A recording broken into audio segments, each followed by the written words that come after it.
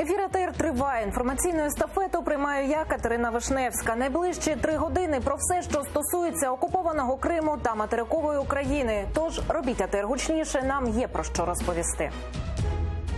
Рада призначила нову ЦВК. Це вони проводитимуть вибори на окупованому Донбасі. Генпрокурор поспілкувався з медійниками. Ті спитали, коли висунуть підозру Порошенкові. Очільник МЗС проанонсував обмін полоненими. Каже, буде масштабнішим за попередній. Вітаю всіх, хто долучився до прямого ефіру телеканалу АТР. Катерина Вишневська разом з вами до 21-ї години задля обговорення найактуальніших тем. Я вітаю наших гостей. Євген Рибчинський, народний депутат України 8-го скликання, та Геннадій Балашов, український підприємець та голова партії 5-10. Рада затвердила програму уряду Олексія Гончарука. Давайте дивитися, як це було. Прошу підтримати та проголосувати.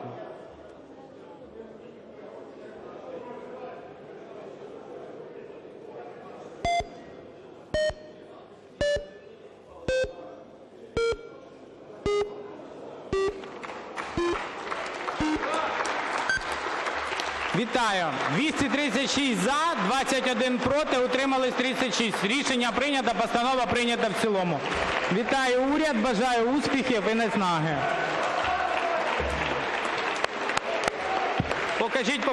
Покажіть по фракціям. Партія «Слуга народу» – 225, «Опозиційна платформа» – 0, «Європейська солідарність» – 0, «Батьківщина» – 0, «За майбутнє» – 6, «Голос» – 0, позафракційні – 5. Рішення прийнято. І зараз з нами на прямому зв'язку з Верховної Ради України Мілена Медій, наша кореспондентка, яка від самого ранку слідкує за роботою парламенту. Мілено, вітаю, добрий вечір. Які у тебе новини? Салям алейкум, Катерина. Розкажу зараз про те, як же ж приймали проект програми бюджету, точніше Кабміну. Чуєте мене? Студія? Мілено, розповідай, ми тебе слухаємо. Отже, активна увага депутатів протягом 15 хвилин точно була прикута до Олексія Гончарука, нашого прем'єра. Протягом цього часу він виступав і розказував про програму роботи уряду. У цей час також депутати всі сиділи на місцях і уважно слухали, подекуди іноді зглядали у свої телефони. А от коли почалося вже обговорення, тоді почали ходити, почали дивитися в телефон, розмовляти один з одним. Тобто їхня увага все менше була прикута до обговорень. Таки проголосували 236 голосів за проект роботи уряду. 225 з них – це, звісно ж, наша «Слуга народу». До речі, після прийняття закону усі зі «Слуги народу» аплодували, а от опозиція взагалі не голосувала. Там просто на табло були самі нулі. Гончарук пояснив, що цей проект роботи уряду, він не є остаточним і буде доопрацьовуватися ще у комітетах і у різних міністерствах. У «Європейської солідарності» виникло питання, чому ж нічого немає про відновлення територіальної цілісності. На що Гончарук відповів, що над цим будуть працювати у подальшому і тільки уряд цим питанням займатися не може. Тож наразі закінчилося вечірнє засідання. Після прийняли буквально декілька законопроєктів, але дуже швидко. І в 18-й всі депутати розійшлися. Колего, поки тобі слово. Дякую. Мілена Медій, наша кореспондентка, була наживо з парламенту, з кулуарів Верховної Ради України. А зараз давайте подивимося ключові позиції плану дій нашого уряду.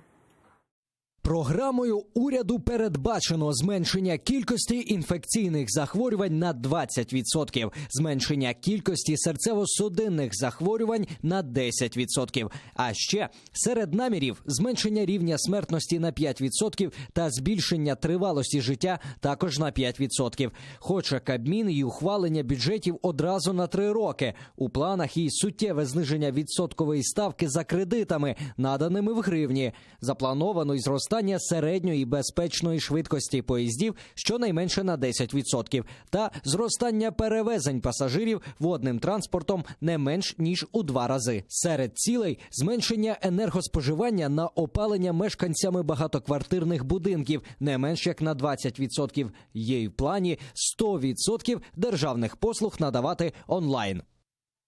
Ну а от що сказали про програму дій уряду народні депутатки України.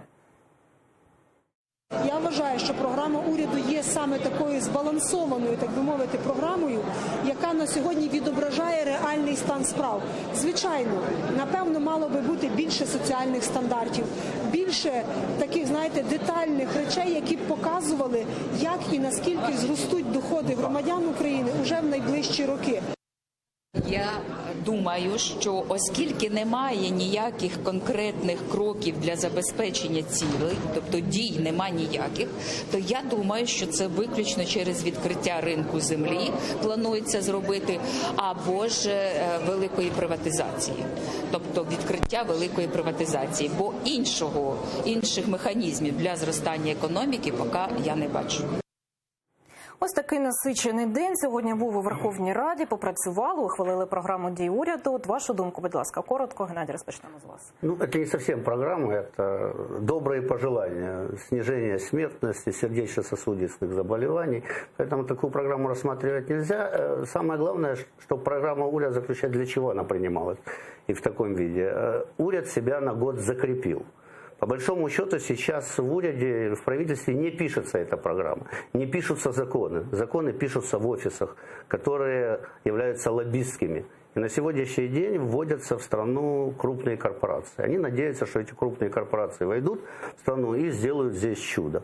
Но на самом деле эта программа уряда ни о чем. То есть на сегодняшний день мы впервые видим, когда уряд ставит задачи не совсем экономического порядка, а скорее медицинского, скоростного, технологичного, но экономического порядка не ставит. От людиноцентричною назвав цю програму народний депутат від «Слуги народу» Богдан Яременко. Пане Євгене, на вашу думку, ця програма, вона реалістична чи є формальністю? Ну, я вам хочу сказати, що та програма, яка приймалася в 2015 році, вона називалася програма 2020. Вона була така ж фантастична, як та програма, яку сьогодні показали. Тобто це просто чергова їжа для розуму, не більше того. Там перетинаються показники, чи в чому вони схожі? Перетинається, тому що зайшла до керівництва країною команда, яка ніколи в політиці не була, і їм треба на щось спиратися. Вони взяли ту програму, яка була, її трошки модернізували і, зрештою, поставивши свої підписи, зробили її своєю. Але ми маємо розуміти, що невдовзі буде голосування за бюджет. Для того, щоб було менше питань при голосуванні за бюджет, треба спочатку показати програму. І ця програма є типу лакмусовим папірцем для того, щоб перевірити ті чи інші показники, на що реагує суспільство, на що не реагує. Де можна вивести гроші через інші якісь джерела, а де народ став міцно і не пустить. Тому я думаю, що ми будемо свідками цікавого бюджетного процесу. А з точки зору програми уряду, слухайте, це все одно, що уряд би передбачав, скільки буде сонячних днів в році. Це передбачити можна, але помилка плюс-мінус 20%. Снизить потеплення планети. Ніяк, це нереально. Дякую. Не лише програмою дій уряду займалися сьогодні народні депутати. Новий склад ЦВК є професійнішим за попередній. Таку думку висловив народний депутат від «Слуги народу» Данило Гетманцев після затвердження нових членів Центрвиборчкому. Ми переконані в тому, що цей склад комісії, він, по-перше, сформований за участю всіх політичних сил. Ви бачили підтримку в залі, всі політичні сили підтримали цей склад ЦВК. А по-друге, він, мені здається, є більш професійним за тими даними, які дав нам профільний комітет. У «Європейській солідарності» говорять про захоплення влади. 12 із 17 членів Центрвиборчкому за поданням монобільшості. Давайте слухати пряму мову народного депутата Олексія Гончаренка. Єдина мета цього – це була захопити владу в ЦВК. І сьогодні це все справдилося. 12 членів ЦВК з 17 поданих – це представники фракції «Слуга народу». Тобто це є абсолютний контроль однієї політичної сили за Центральною виборчою комісією, яка відповідає за всі вибори, за потенційні референдуми, за все в державі. А більше того, деякі люди з того складу, що вони подали, це діючі члени ЦВК. При тому, що вони нам розповідали, що начебто те ЦВК таке щось наробило страшне, що її треба терміново розігнати. Отже, заміна складу ЦВК – це позитивний крок чи негативний? Ну, это, правильно сказал Гончаренко, это захват ЦВК. Для чего, судя по всему, захват? Во-первых, и держать контроль, потому что сейчас будет наблюдаться много местных выборов. Нужны свое ЦВК. Ну, а самое главное, судя по всему, что вот это ЦВК будет принимать выборы на оккупированных территориях. И оно должно быть принято. Поэтому это ЦВК надо рассматривать скорее то, которое будет утверждать правильность выборов на оккупированной территории. Так, цю думку дуже багато, і, зокрема, у цій студії висловлювали експерти. Пане Євгене, на вашу думку, чому старе ЦВК не могло прийняти ці вибори на ОРДЛО, чи як їх можна було, чому їх поміняли? Ну, Власне, передусім, стратегія і Порошенка, і Народного фронту була такою, щоб не приймати в будь-якому вигляді сепаратні настрої, тому що це дуже загрозливо, це дуже заразно. Сьогодні це Донбас, завтра це Закарпаття, післязавтра це ще якась область, яка вирішить, що вона самодостатня. Розумієте? Це, в принципі, це хибний шлях. І, на мою думку, цих виборів не буде, ну, принаймні, в найближчий час, і ніяка формула Штайнмаєра не запрацює, тому що ті 73%, які проголосували, вони проголосували за надію, а не за здачу національних інтересів, розумієте? Тому я думаю, що з цих 73%, якщо 23 принаймні відділиться і скаже своє фе, на цьому завершиться, в принципі, кар'єра президента. Тому є переконання, що таких виборів не буде. Є переконання, що цей процес затягнеться. А те, що ЦВК знову змінило своїх персоналій, ну що вам хочу сказати, а що ви добре знали біографію попередніх? Ну я знав, скажімо, 5-6 осіб з попередньої комісії. Ну перед цим взагалі була комісія, каденція перебрана у Центру виборчком, якщо мені не зраджує пам'ять. Ну, у них же каденція довго, по-моєму, 7 років щонайменше. 6. Або 6 років, вони довго сидять. Тому дехто і по 2 терміни. Тому, скажімо так, вони вже мали досить великий досвід. І міняти попередніх точно треба було, але не перед виборами. Якщо б ми це зробили, умовно кажучи, в 2017 році, або відразу після місцевих виборів в 2015 році, я думаю, що такого питання би не виникало. Ну і ще до одного здобутку сьогоднішнього Верховної Ради. У парламенті дозволили обшуки нардепів без згоди Верховної Ради, а НАБУ та ДБР стають в один ряд із Службою безпеки України. Давайте послухаємо голову профільного комітету Дениса Монастирського. Складним рішенням залу ми залишили те, що коли вже особі повідомлено про підозру, протягом до 3 місяців строк, має бути розслідувана справа протягом 2 місяців, до 3 місяців може продовжити прокурор, а до 6 місяців і далі залишається слідчий суддя, тобто залишається судовий контроль. Ця важлива з точки зору Верховної Ради позиція була залишена. Крім того, зал проголосував, власне, додаткове право на прослушку, якщо простими словами, для Національного антикорупційного бюро України і Державного бюро розслідувань. Тепер вони стоять в один ряд з органами безпеки, ну, власне, Службою безпеки України. Ну, довгий шлях достатньо пройшов цей законопроект, який вже потроху стає законом. От чи буде він корисний, на вашу думку? Идеальный закон, идеальнейший для диктатора. Теперь можно запугать народного депутата, теперь его можно обыскать. Если он будет себя плохо вести, его выдернуть буквально из зала, заставить голосовать так, как надо диктатору. Тобто и поэтому это шаг к диктатуре. Мы видим сейчас шаг к диктатуре. И самое интересное, что если к диктатуре не перейдет Зеленский, то вместо него перейдет кто-то другой после Зеленского. Но мы обречены на диктатуру после Зеленского. Будет либо это Зеленский, либо кто-то из его окружения, но либо придет придет какой-то еще диктатор, но мы, судя по всему, подходим к диктатуре и на сегодняшний день выкопали траншею по пути к диктатуре. Ви погоджуєтесь? Частково, мабуть, що так. Справа в тому, що я взагалі в страшному сні не міг уявити, що,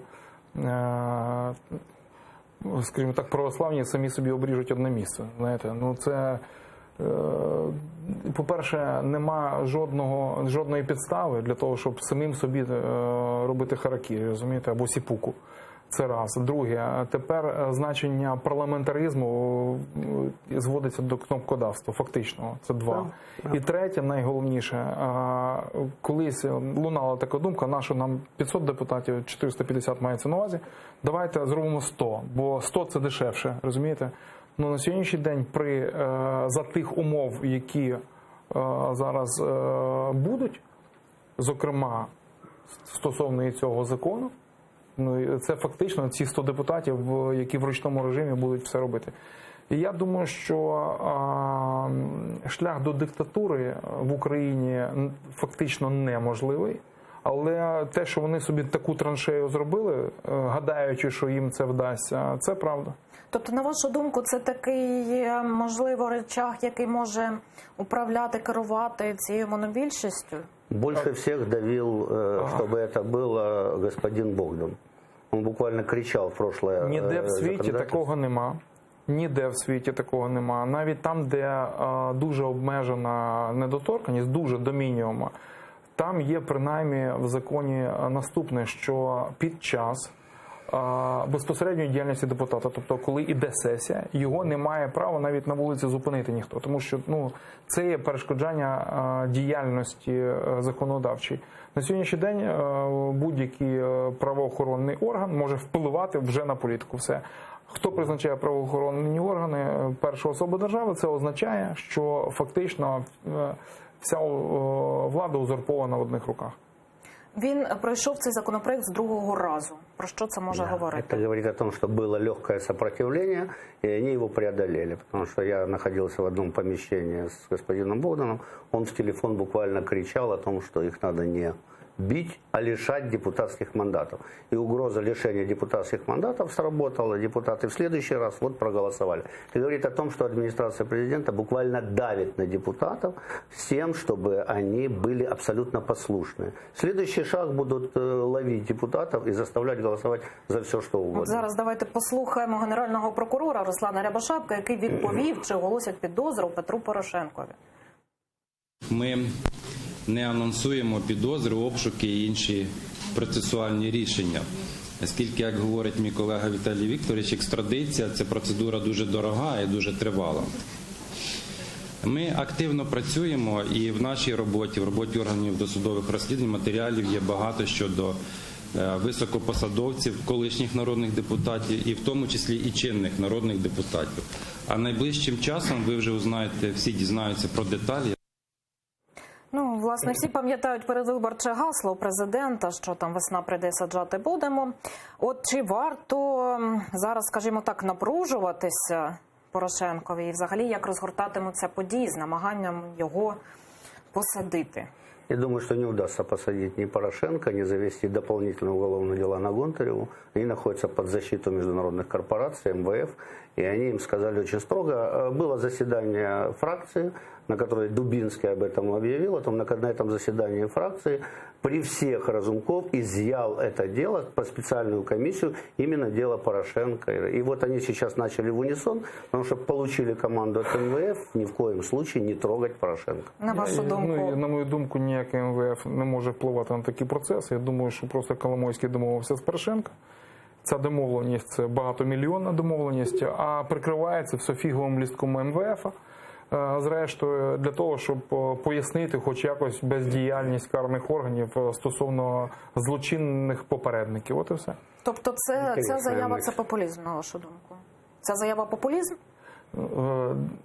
Дивіться, ви спитали, чи посадять? Не посадять.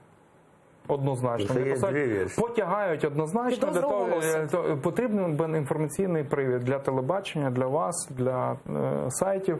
І він буде зроблений обов'язково, але ніхто нікого не посадить, це теж очевидно. Ну тоді навіщо зараз це підіймається, ця тема? А тому що це Дивіться, є інформаційний простір, де має нова влада себе проявляти. Це один з проявів влади. Їм нема результатів, то нема. Добробут народу буде падати, це однозначно, чи так, ну це очевидно. Та? Корпорації, які зайдуть на ринок під купівлю землі, вони вкладуться, і це теж ляже не в український бюджет і не українцям. Далі ми не будемо мати вже і землі, але будемо фактичними рабами. Але, знову ж таки, повторюю, що це не про українців. В Росії це можливо, в Казахстані це можливо, в Мінську це можливо. Є країни, в яких це зробити неможливо. Тільки через кров. А знову ж таки, якщо буде пущена кров, це буде привід для наступного третього Майдану, і це завершиться знову таки фіаско. Це дуже специфічна країна. Так, на жаль, я вас вимушена перервати, бо дуже важлива тема у нас зараз для обговорення. Очільник МЗС анонсував масштабний обмін полоненими. Про це він розповів у ефірі 1+1. Ви бачите, що нам вдалося обміняти наших людей. Найближчим часом, я сподіваюся, і це буквально наступного тижня, ми плануємо ще більш масштабний обмін. Це ті кроки, які крок за кроком будуть зроблені. Питання наступного етапу обміну також прокоментували і в Кремлі. Ось що сказав прес-секретар Путіна Дмитрій Пєсков. У Росії були б раді здійснити обмін всіх на всіх. Це повинно бути кінцевою метою. Все це залежить від готовності обох сторін. Певна робота в цьому контексті триває. А зараз давайте згадаємо, скільки ще бранців залишаються у застінках Росії, Криму та Донбасу. Станом на вересень, за інформацією Уповноваженої з прав людини Верховної Ради, Кремль утримує в Росії та в анексованому Криму 110 українських бранців. Водночас, Служба безпеки України каже про 227 незаконно ув'язнених на території окупованого Донбасу. Раніше омбудсмен України казала, що є ймовірність до кінця року визволити 113 бранців, 89 з них – кримські татари. Ну от, власне, у вересні вже відбувся перший етап, зараз заговорили про другий.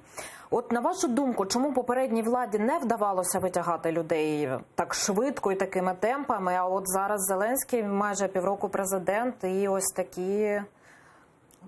результаты уже певні є, и ще от навчається. Чудесная формула Штайнмайера действует. То есть Зеленский согласился на план Штайнмайера, подписаны были документы, давление прекращается, начинаются процессы примирения. Не только же отпускают пленных, причем самое интересное, что меняют украинцев на украинцев. Мы все равно граждан Украины обмениваем между двумя странами. А завтра будет запущен самолет между Киевом и Москвой, завтра будет лучше проводиться встречи международные с Россией. Все идет к тому, что мы идем к длинному периоду мира.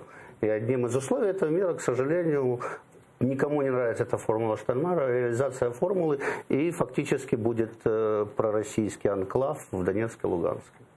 На вашу думку, теж ви вважаєте, що довелось на що спогодитись Зеленському для обміну полоненими? Інших варіантів немає. Якщо попередня влада, яка, на мою думку, в зовнішній політиці була сильніша, не могла домовитися тільки через те, що вона не погоджувалася на очевидну зраду інтересів національних. Ця влада з великим задоволенням підписала формулу, яка звучала всі роки. Ми про неї чули, просто Україна не готова була її підписати.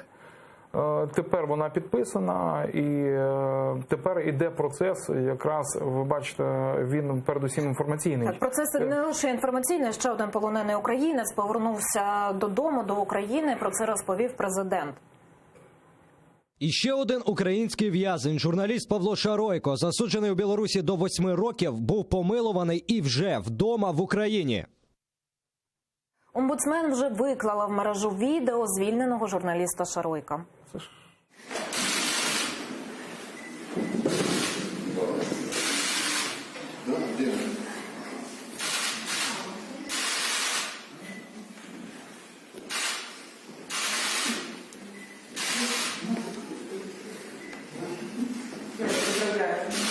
Спасибо большое. Слава Богу, Господи, Боже мой. Все будет хорошо. Спасибо. Спасибо вам большое. Спасибо. Ну, они же могут слушать, да? Ось такі зворушливі кадри, потрохи повертаються бранці, але знову ж таки постає питання, якою ціною? Ми не повернемо десятки тисяч вбитих і поранених, розумієте? Ми не повернемо сотні тисяч скалічених душ українців. Ми не повернемо пам'ять, розумієте? Це амнезії національної не буває.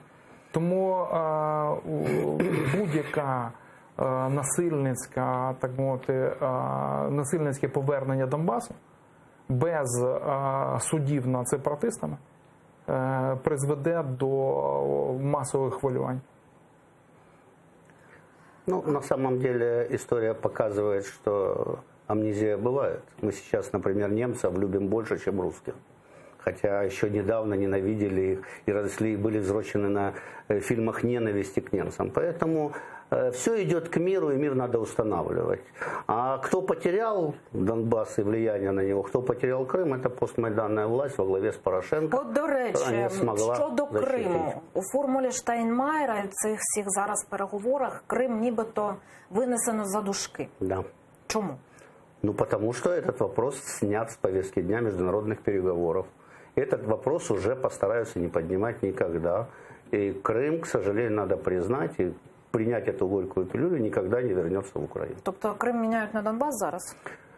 Международную политику меняют, есть жертвы. Крым в данной ситуации перешел в Россию, и Путин добился своего, потому что начали осуществлять формулу Штайнмайера. Все. На вашу думку, це вже незворотній процес? Ну, по-перше, я переконаний, що основні світові лідери, ну, якщо ми беремо там G7, G8, G7 без Росії, вони не приймуть позицію, що Крим російський. Не приймуть її ніколи, це буде замороджена, так мовити, територіальна проблема. Росія не поверне Крим ні за яких обставин, тому що це плавучий, вірніше, статичний авіаносець, який контролює фактично все Чорномор'я. А Україна, якщо тільки погодиться на те, що це територія не України, можна прощатися фактично з державністю. Не погодиться. Тому це питання, скажімо так, воно патове, воно буде висіти, і ця партія буде незавершеною ніколи. Це теж я... Кіпр 50 років, да? Так. От Кіпр 50 років, напівтурецький, хоча б напів, розумієте? Але...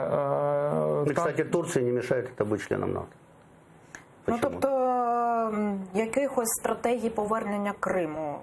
Нету зараз ні у кого. Я можу сказати, яка стратегія обговорювалася. І вона пропонувалася українцями в Сполучених Штатах Америки і так далі. Це входження України в НАТО, це формування баз по всій території, зокрема на сході України, від Харківської області і Херсонської закінчуючи. І тоді далі розгортання сил, але це програма там 30 років, а не 2-3. І ждать падіння какої-то берлінської Чонгара. Так нема чим захоплювати Крим. Сьогодні ще відвідав Україну президент Республіки Білорусь Олександр Лукашенко. І виступаючи на форумі регіонів у Житомирі, він назвав Україну Росією. Когда-то у нас в 2012, по-моему, году было аж больше 8 миллиардов товарооборот. И он упал потом, по-моему, до 4. И я вот думал, а как это обратно вернуться к этому, как достичь? И вы знаете, Владимир Александрович, вот эта площадка регионов России, непосредственно контакты руководителей регионов, они как раз помогли нам быстрее подойти уже больше 6 миллиардов. Украины, Александр. Я испугался, думал, неужели я Владимир Владимирович сказал?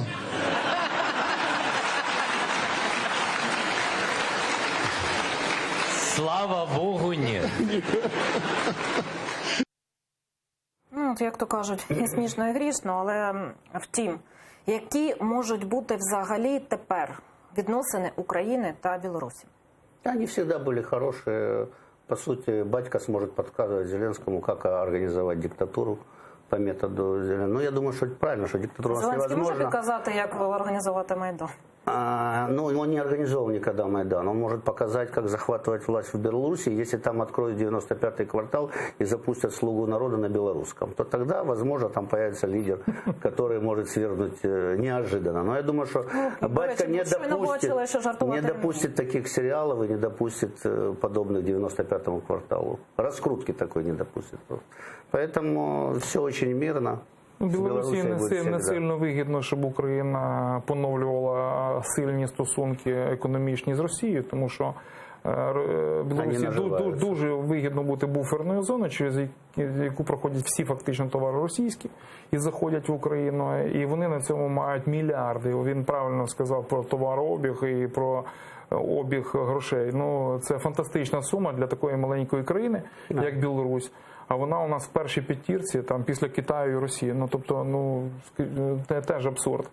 Але маємо розуміти, що те, що він приїхав в Україну, а він фактично, там, якщо не рука Кремля, то нога Кремля, то це, знаєте... Ну, навіть не нога, бо вже так йдуть розмови про поглиблену інтеграцію, про бази російські на території Білорусі. Ну, це говорить про те, що Росія просувається вглиб України і вглиб наших національних інтересів. Ще далі. І через Білорусь чи як? У нас є єдина парадигма українська, да? Це розквіт України можливий за занепаду Росії. От ми маємо все робити для того, щоб цей сусід зрештою вмер, бо це людина, це ведмідь, який з берлоги вилазить і поїдає все, що навколо. А на вашу думку, може бути Білорусь нам партнером у боротьбі з Російською Федерацією? Наразі ні. Наразі навпаки. Численно, посмотрите численно. Количество населения в России, там 165 миллионов населения, в Белоруссии 9 миллионов. Ну, какой партнер? Это очень слабая аграрная страна, которая полностью зависима от российского газа, у которой нет практически границы с Россией, у которой даже нет белорусского языка толком, потому что там везде российский язык. Там все российские специалисты, российская армия стоит, спецслужбы российские, поэтому батька идет в фарватере России. Так, до речі, Машаруйка згадувала, його було... И он никак не может, потому что вот эти 9 миллионов и 165 миллионов России. Ви знаєте, і вони дуже потрібні Росії. Білоруси дуже потрібні Росії.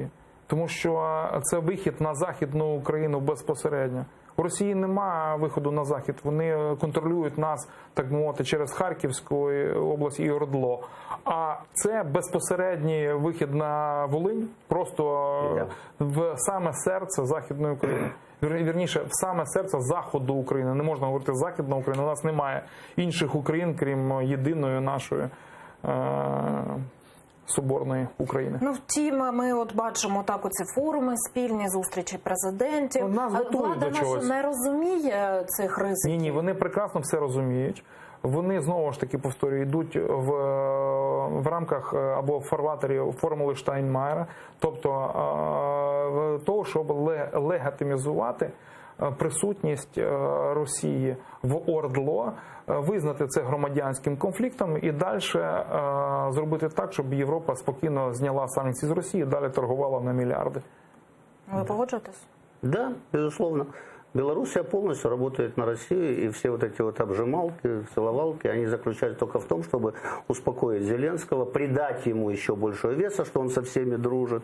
Но по большому счету все уже согласовано. И дергаться особо не надо, тут надо гордо себя вести. Да, мы вынуждены так идти, мы идем этим путем, мы поступаем по-европейски, потому что европейцы тоже часто договаривались на том, что им не нравилось. Но в данной ситуации вот случилось такое. Но мы всегда должны помнить, кто потерял территорию Украины. Постмайданная власть. Ну, тут я би не казав, що це втратила там якась влада. Ні, це втратила не влада. Це означає, що хтось скористався подіями Майдану для того, щоб захопити чужу територію. Дякую. Євген Рибчинський, Геннадій Балашов були гостями нашої студії протягом цієї години. Далі ефір АТР продовжить випуск новин «Заман». Нагадаю, найцікавіші фрагменти з ефіру ви можете переглядати в нашому ютуб-каналі. Я повернуся до цієї студії за 20 хвилин. Поговоримо з Енвером Кадировим, учасником національного кримсько-татарського руху. Залишайтеся з АТР і дякую, що довіряєте.